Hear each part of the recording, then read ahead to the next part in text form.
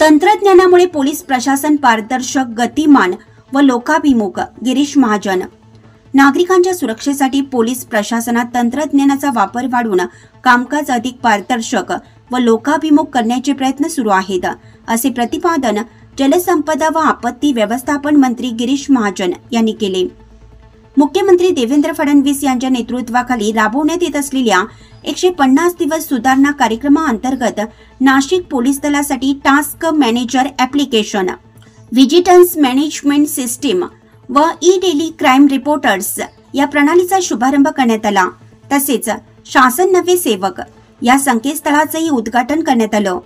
सातपूर येथे 3.5 कोटी रुपयांच्या खर्चातून उभारण्यात आलेल्या 10 खाटांच्या अतिदक्षता विभागाचे लोकार्पण जलसंपदा मंत्री गिरीश महाजन यांच्या हस्ते झाले.